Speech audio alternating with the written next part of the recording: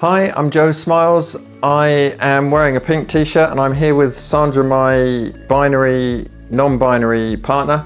Rehab, injury and strength and conditioning expert. I work with a renowned orthopedic surgeon. He has a clinic on Harley Street in London called the Tendon Pain Clinic. I specialise in rehabbing patients with tendon pains, and I also specialise in all types of musculoskeletal injury, including backs, knee replacements, hip replacements. Where physios, osteopaths and chiropractors can't sort problems out, I sort the problems out. So this has really grinded my gears. Bret Contreras, aka the glute guy, bit of a online grifter. He tries to convince people, particularly bikini competitors, that you must do hip thrusts and do small gluteal kickbacks and hip abductions in order to build big glutes. He also sells a hip thrust machine, and yeah, I'm going to debunk something that he's put online, which I really disagree with. He's put out this misinformation of a post, and I'm going to debunk it now. So in this first screenshot 1, he says here, bros get upset at women performing hip thrusts, kickbacks, abduction. They tell them not to squat, leg press and Romanian deadlift. He goes on to say, which might be fine for some women, but you still have to lean. He's meaning you still have to lean right forward when squatting. No, you don't. That means putting excessive leaning puts excessive strain on your lower back. This is contradictory information and nonsensical. Women don't need to train differently from men. Although they can recover faster from men, that women need to train differently from men. That's not true. Women can train the same as men, exactly the same, because they don't recruit as many motor units and muscle fibers as men do. So he says here, find some women. So doing compound movements work for some women, but not other women. So how do you assess which women need to do compound movements to increase their glute size when other women don't need to do compound movements? As if to say that isolation movements for your glutes are going to make your glutes bigger, which I'll get onto that point later.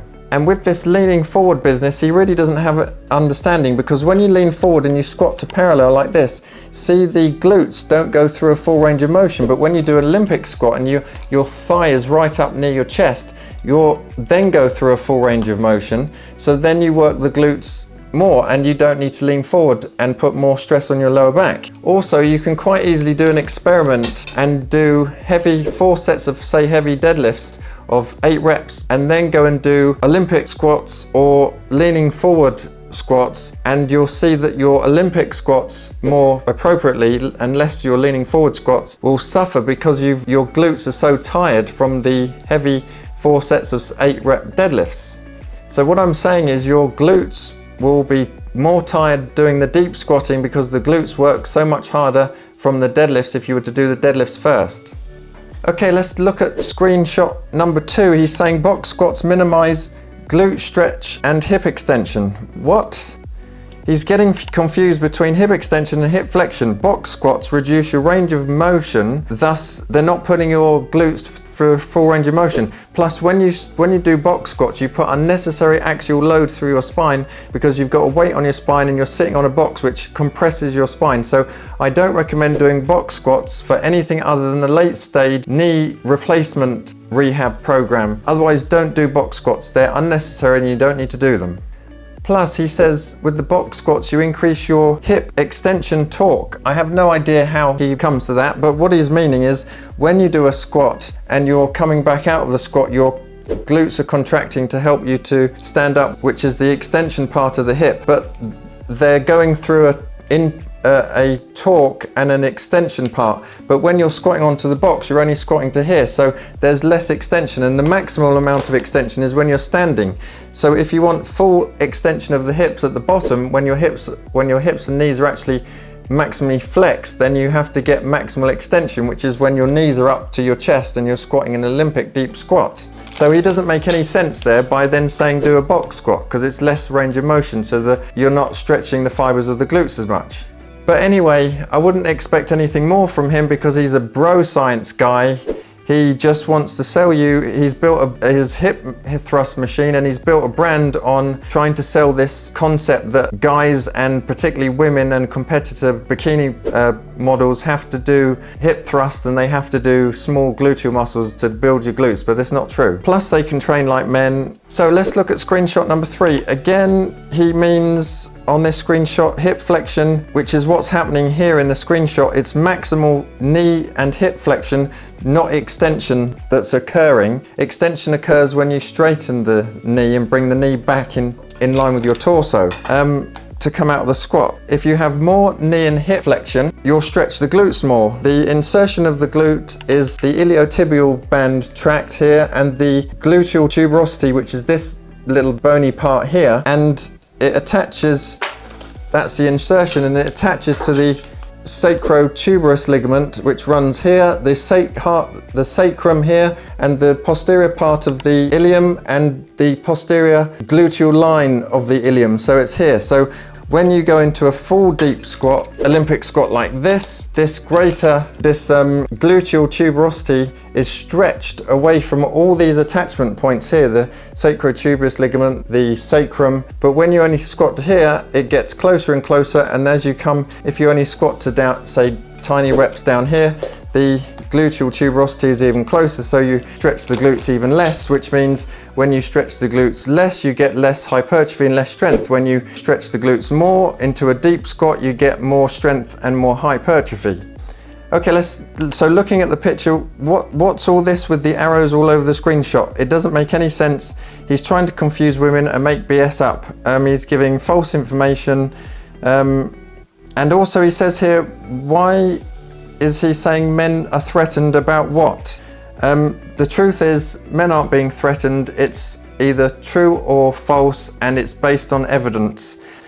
I also disagree with him on giving people loads of kickback, gluteal kickback and abduction, working tiny little muscles, the gluteal medius and minimus, which are involved in kickbacking and abducting the leg out to the side. They basically fit in the size of my hand here and attach to here, and they will never get big. No one has massive gluteus medius and minimus muscles. You get big glutes by working on the maximus muscle. I've done another video on this.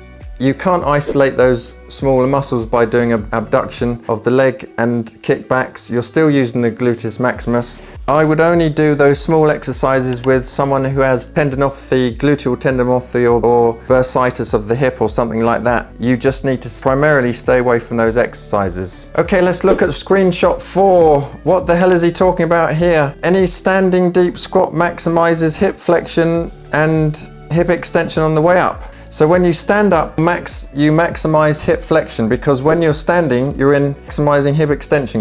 Not the other way around as he's showing on the screenshot. When you squat to below parallel, the hip undergoes greater range of motion, which increases greater torque and extension on the hip, and therefore you work the glutes more. When you do a squat to parallel with the thighs, and leaning forward, you're putting more stress on your lower back and less stress on your glutes, because your glutes aren't going through the full range of motion that they're designed to go through. And the same thing is with the hip thrusts, they're not going through a full range of motion. You're basically doing a small movement, and then you're going into hip extension with the knees bent at 90 degrees of flexion, which is a very small movement for the glutes to go through. Let's look at screenshot 5. He's basically arguing here in his screenshot. He says men are doing isolation movements, loads of them for biceps, but not for glutes. And any results of glutes or leg hypertrophy is from PEDs. So no, men shouldn't be doing loads of isolation movements for their biceps, and neither should they be doing loads of isolation movements for their glutes, and the same goes for women. It goes for both sexes. You don't need to do that. He's right about one thing. He says they take so much steroids and peptides that the glutes grow to their liking with normal leg training. This is correct. The only way men and women get massive glutes and hypertrophy from their glutes is from steroids. End of story. Certainly not from isolation exercises, but you'll only grow from isolation exercises for the glutes or the biceps, for example, if you are on steroids. The only way bikini and bodybuilder competitors get large glutes is from steroids, and they'll be smaller with lesser amounts of steroids. That I agree with him on that, but he's contradicting everything that he stands for by getting women to do huge numbers of exercises for their glutes when he's saying, but the only way to get big glutes is from steroids. Well, it's the same for men and for women. Okay, let's look at 2 photos of me, for example. Here's a photo of me with my quads and my glutes. I've just woken up in the morning. I've got no leg or glute pump. As you can see, I've got veiny big quads and big glutes. I have around 7% body fat. They're never going to get bigger because I don't take any steroids, but they're big enough, and I'm not going to be able to lift more and more weight. However, even with the large size of quads and glutes that I have, I've never done a hip thrust in my life. So I agree with Bret that I don't think it's the isolation exercises like the kickbacks and the abductions that are making bikini bodybuilders competitors have big glutes. It's the steroids, as he's said here. That's why you can't compete in bodybuilding or bikini bodybuilding without taking PEDs. And that's how you maximize more growth or less without drugs. So he's basically contradicting himself. Yeah, it really annoys me. So however, you should only do hip thrusts if you want to do them, but stick to the deep squats, full range of motion, because then you'll get the much nicer quad and glutes tie-in, and the glutes will get bigger from the squats, and so will your thighs. So you'll just look better both for men and for women. So let's look at Bret's recent study, a video clip of him explaining his bias. So we recently conducted a study on squats versus hip thrusts, finding that squats and hip thrusts in untrained individuals are equally effective for glute hypertrophy. Was this an unexpected finding for you? Yeah, I thought hip thrusts were gonna slaughter squats. So this is... And I think most of the people in the industry thought squats were gonna slaughter hip thrusts, and they tied.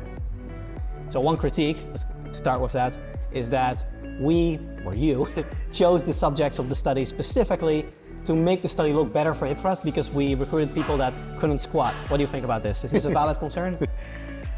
No, it's not valid. First of all, you and I had nothing to do. So we funded the study. And for Menno's listeners, I want to give Menno a shout out here because when you contacted me, you're like, Bret, let's get this done. And I had gotten a quote and it was going to be 80 grand. And I was reluctant to tell you because I was like, God, this is going to be so much money. Who's going to donate 40,000 of their own dollars? And you didn't bat an eyelash. You're like, okay, I'll split it with you. Let's do it. So we funded the study. But we had some input with how the study was planned. Not much though. It's kind of, Daniel and Mike planning most of it. And we had nothing to do with the training, the data collection, the analysis, nothing. First of all, we didn't have anything to do with that. We didn't select the subjects, we didn't handpick them. And second of all, it's wrong, it's also wrong. There were only like 3 of the subjects that couldn't squat deep. Interestingly, one of them, because Daniel showed the silhouettes. One of them, what was he, 6'8"? And he had the worst squatting proportions I've ever seen. He was like doing a quarter squat, but interestingly, that guy grew his glutes well. His glutes grew well doing like quarter squats, but most of the subjects could squat deeper than parallel. And it's so one critique was that our subjects didn't squat deep, and they did. But another critique from the same group of people was that Bret planned out the study to give the hip thrust an advantage because squats take you a while to get coordinated at.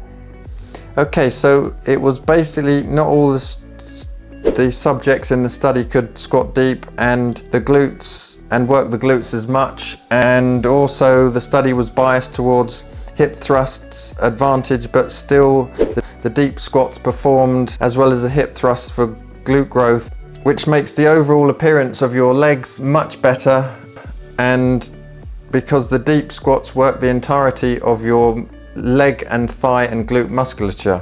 So Bret categorically, as you can see in that video, believed 100% that hip thrust will be superior for glute growth, and now he's questioning his entire life's work because anyone with half a brain cell can figure out with critical thinking skills that if you squat very deep and stretch out your glutes right like this compared to squatting halfway or doing even smaller hip thrust movement, that your glutes are going to get bigger, and you just have to do any exercises after something like where you've worked your glutes, and then you go and do squats. You'll find you'll be so much weaker in your squats because your glutes are so tired that they need to propel you out of your squat at the bottom, and they're just too tired. So stop listening to social media influencers and nutrition influencers online, otherwise you will suffer and your training will suffer. To wrap up, let's quickly look at 3 studies. I'll go through these studies. Study 1, 2022, found that squats were better for quad growth and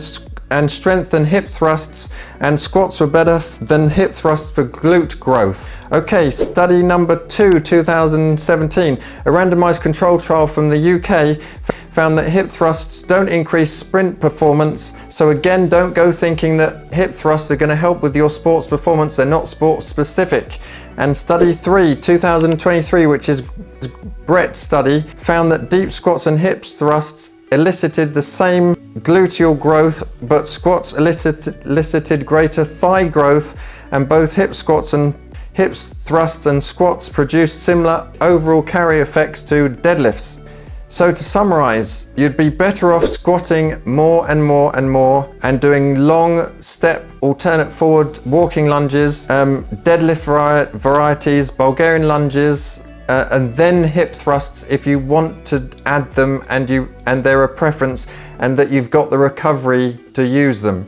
But more glute growth will come from PEDs. Hope you found that interesting. Hope it was informative and you learned something. And anything, question what social media guys, even if they've got PhDs, doesn't mean jack. They're biased in their thinking. You've got to be rational and you've got to be objective. Like the video, subscribe to my channel, and I'll try and give you informative, unbiased information, and have a good day.